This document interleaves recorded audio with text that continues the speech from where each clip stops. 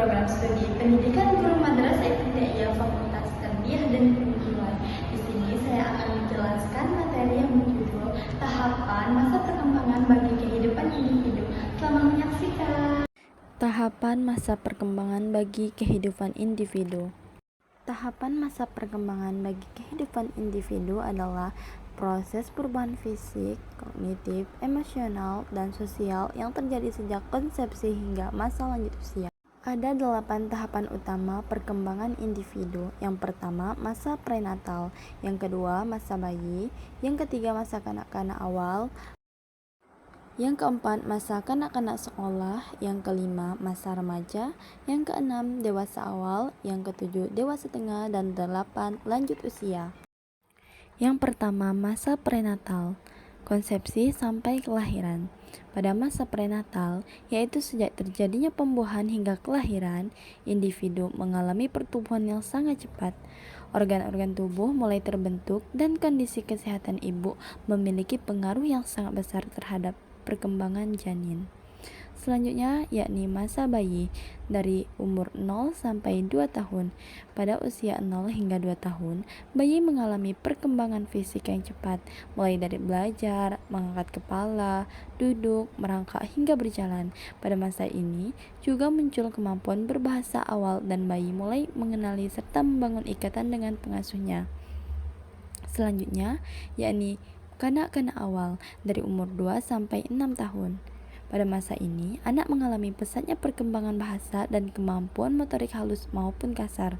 Anak mulai menunjukkan kemandirian, belajar bermain bersama teman, serta mulai memahami aturan-aturan sosial sederhana.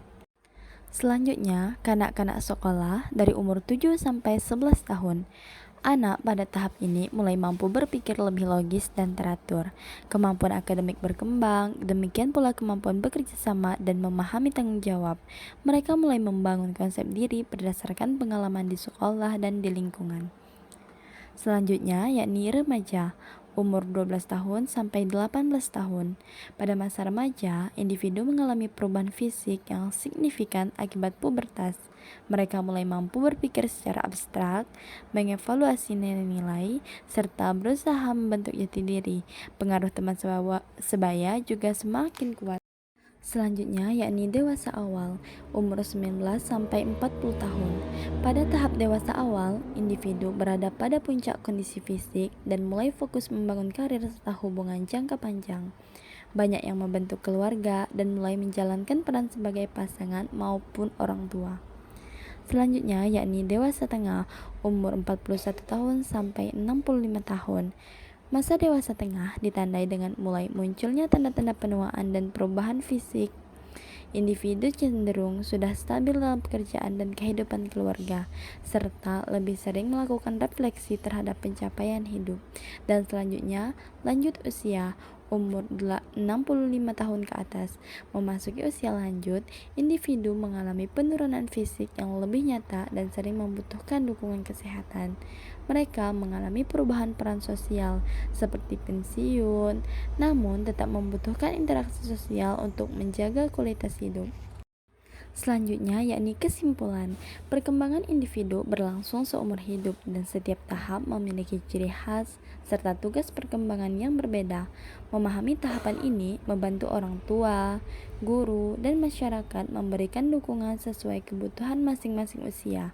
Perkembangan individu berlangsung seumur hidup. Setiap tahap memiliki ciri khas dan kebutuhan berbeda.